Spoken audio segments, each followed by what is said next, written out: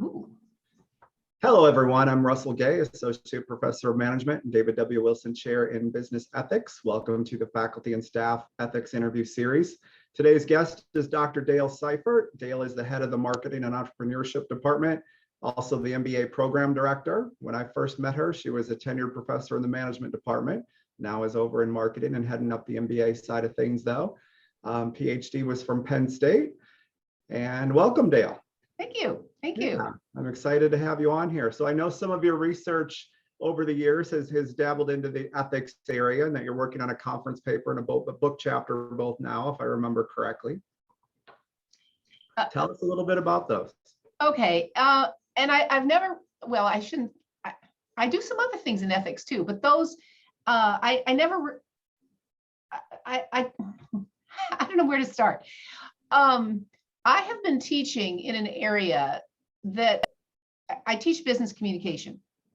And one of the realities of organizations is that they discipline their members, you know, and I come from a scholarship background in organizational dynamics. So one of the things that we know about organizations is that they make people follow certain rules, and often those rules are unwritten rules, and Oh, yeah. that's, you know, how organizations operate. Yeah. My actual research is sort of the bigger picture. All cultures do that. Any culture has certain rules about how you're supposed to think and how you're supposed to act and how you're supposed to communicate, all those kinds of things. So when I first started teaching business communication, I really had not been thinking specifically of business, but I walked into this area where my research application really is to help businesses discipline their students to act businesslike, right? I mean, that's kind of what I'm supposed to be doing. Okay.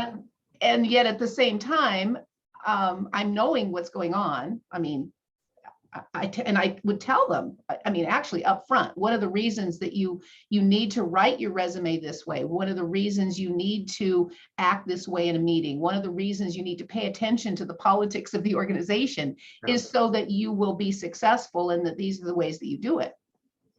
But I had a colleague a few years ago, which is where the book chapter came in. She comes out of linguistics, and there are quite a few people, mostly in Europe, actually, who are in this kind of same boat. They do the research in organizational dynamics, but then they are also teaching students how to function in businesses. And the question sort of came up that how can we ethically do that? How can we, on the one hand, critique organizations for being disciplining organizations, and at the same time teach our poor innocent students that they have to do these things in order to survive, you know, and it does present this kind of ethical dilemma, not so much for the students, although in a way it does, but for us as faculty.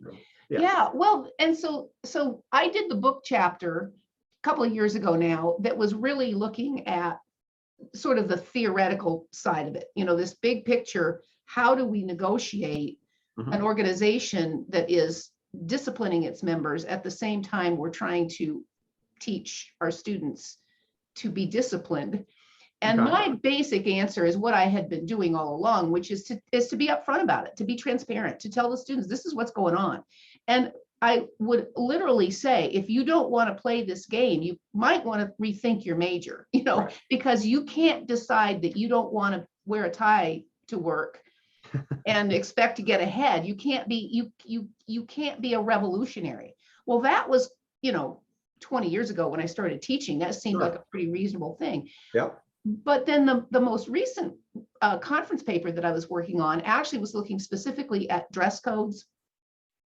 And this is in a Me Too era, a Black Lives Matter era, a time when people are starting to go, no, we don't need to accept this. And so I was looking at fashion, but it's very similar to this question of sexual harassment, you know, in the workplace.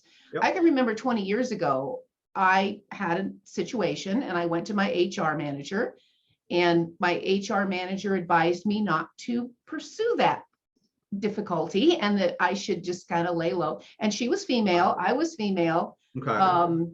I was at that point in my late 30s. So it's not like I was a young, innocent, kid who'd never had a dude do something inappropriate. Sure. Yeah. And it was a person in power. There was alcohol at this event. He got a little on the very inappropriate side, but she was pretty upfront about what the potential consequences could be for me and Okay. advised me not to say anything, which, 20 years ago, as a 30-something-year-old woman who'd been in business for a while, I got that, I wasn't, and I didn't protest anything or say anything. Right. Right. But 20 years later, we're rethinking that. We really are.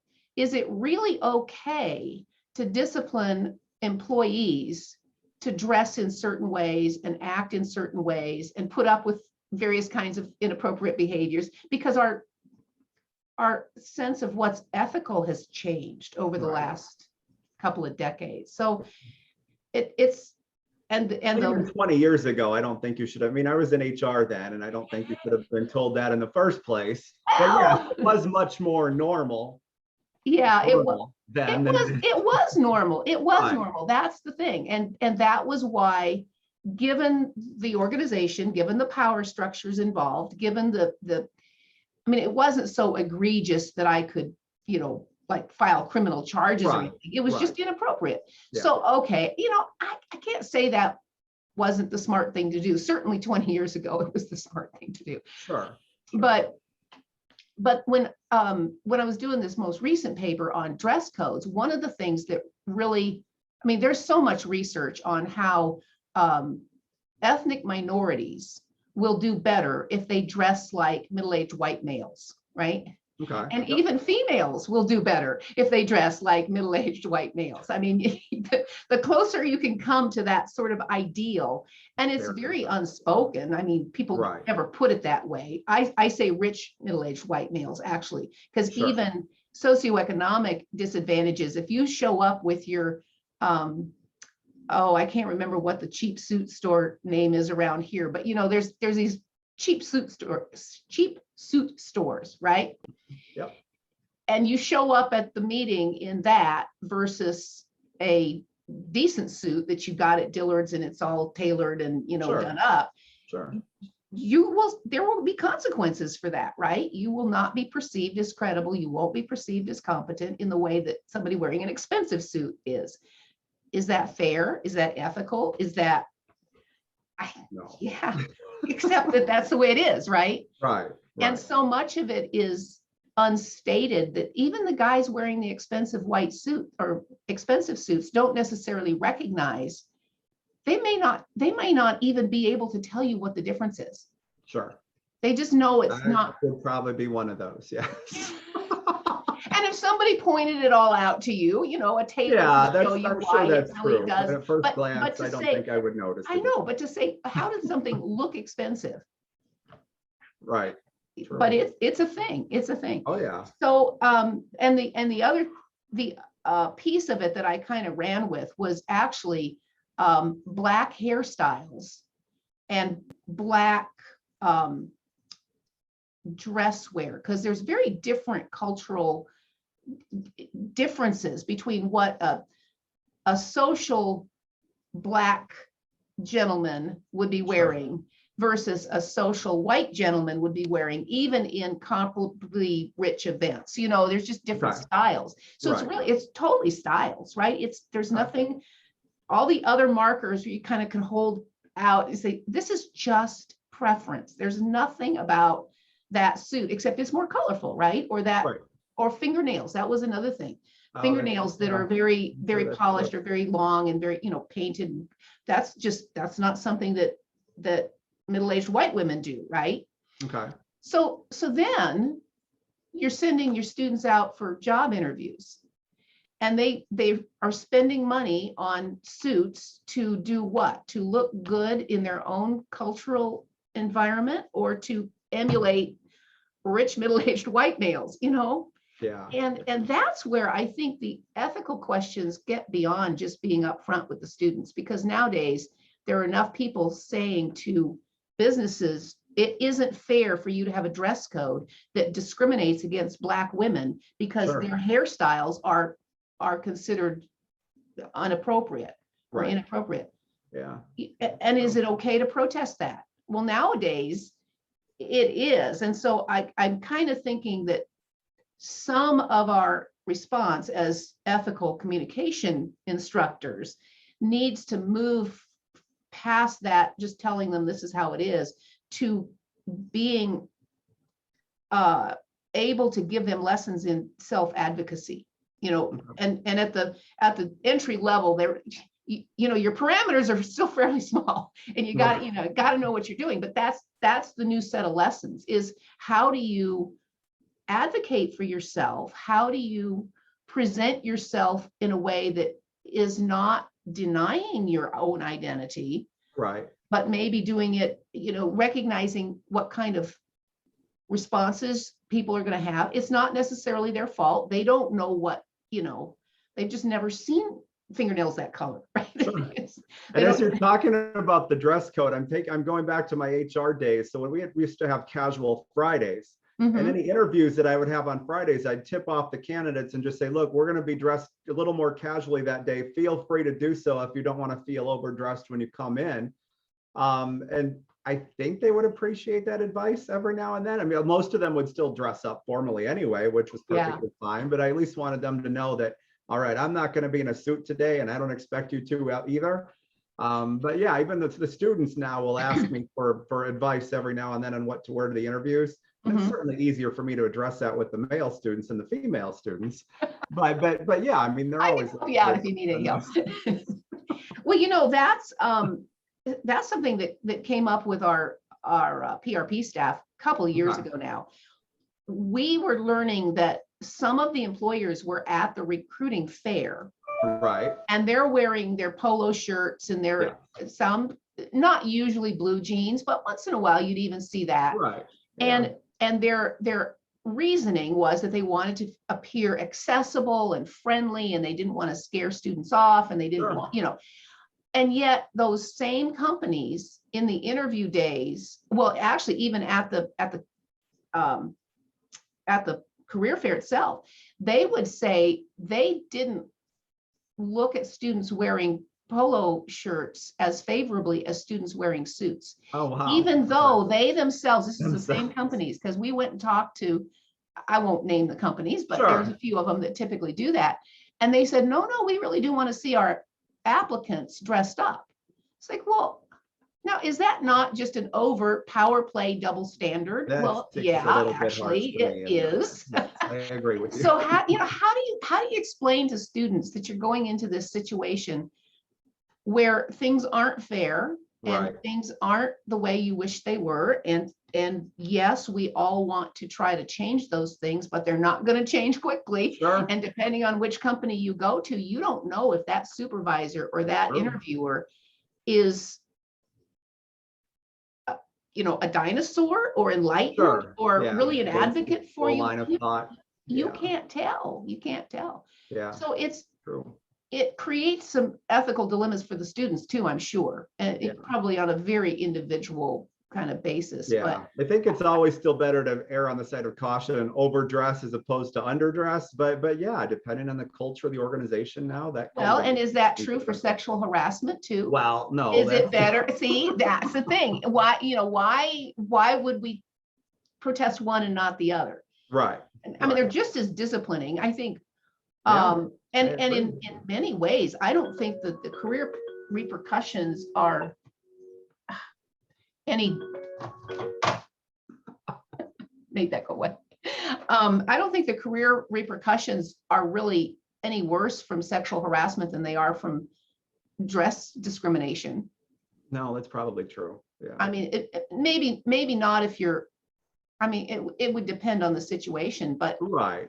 Honestly, you could do a lot of damage to your career for wearing dresses that were considered too short or too colorful or not, appropriate, and nobody would ever tell you that. Yeah, I would get complaints now and then in my HR days though about certain people's more normally it would be about the music was too loud or their perfume was too strong. But I would get the attire was inappropriate complaints every now and then Yeah. too that were always Yeah. fun to address as an HR Yeah. person. But Yeah. Yeah, I think the perfume's easier because you can just say, just don't wear it. sure. Yeah. People can be allergic, it can be offensive, it can be deemed inappropriate, whatever. Just don't wear it. Just Right. don't do that. Right. Yeah, I agree. Well, this is interesting. Yeah, I guess I didn't even realize you were doing this line of research as well. So this has been Yeah, fun. well, I'm doing lots of lines of research at I different know times. that part. Yeah, I definitely knew you were in a lot of different areas. I just didn't know this was one of them. So, yeah. Well, it's kind of a pedagogical thing. If you're not Sure. teaching business, if you're teaching, well, maybe leadership, you do run into some of these same kinds of issues because there Sure. are definite gender differences in how people perceive different types of conflict resolution methods and negotiation methods and stuff. So, I mean, I'm sure that would be an issue sometimes. Oh, yeah. Yeah. Yeah, that's one area that there are still several individual difference areas that we need to really focus on. Mhm. Yeah. In Yeah. negotiations, the biggest one, of course, is the salary negotiation side of thing, that males are much more comfortable with it than females are. Yeah. But yeah, there are still some other areas, And especially when with it some comes to- long-term career impacts on that one too. Yeah, very lucrative long-term impacts too, if you learn to do Yeah. that from the Well, beginning. and it isn't just that the women aren't as comfortable, it's also that they get a different response. True. If a woman comes in and does some of the things that a guy would be considered wow, what a great negotiator you were. Right. And the woman just doesn't even get the job because now Right. she's too pushy or something. So it's Yeah. like, well, that didn't go as well. Yes, the social norms, unfortunately, are a key driver in how comfortable Mm-hmm. females often are trying to negotiate. Sure, salary. So I sure. try to get them past that and convince them that you can still be nice people and still try to negotiate on behalf of. Well, yeah, but see, now you're teaching a different communication style for men and Sure. for women. Yeah. And that's basically what I'm trying to do with ethnic minorities in their dress attire too, is to say, Right. you kind of need to find a middle ground that's not, that's going to create some good effects for you, because you've got this diverse audience. You don't know who you're talking to, or maybe you have to find out who you're talking to. I mean, that's True. another technique, is to do a little bit more audience analysis and learn, strengths finders or something, so you get the cues on, Absolutely. how do you tell from somebody's office decor what kind of personality they are. I mean, salesmen learn that stuff. That's true. Yeah. We can teach that stuff. It's not rocket science. It's just that something you think, oh, really, do we have to teach our poor students all this? Well, actually kind of, yeah, There's another 12 credit hours we need to fit in somehow. Well, that's one of the reasons that a lot of people say communication should be a required course in any business college. Right. And it isn't here, although we did put the PRP in place. So Sure. there's not a full range of communication, but at the same time, it does get students a little bit aware of some of those things that are going on. And so much of it is the unstated stuff. Oh, You're absolutely. trying to help students read between the lines. Yeah. I agree. Well, that's fascinating. We'll have to talk more about this research area sometime. I'm just curious about digging in a little bit further, but Okay. at All least right. for now, I think we're in pretty good shape. I appreciate you taking time to talk to us today. No problem. No problem. Thank you very much.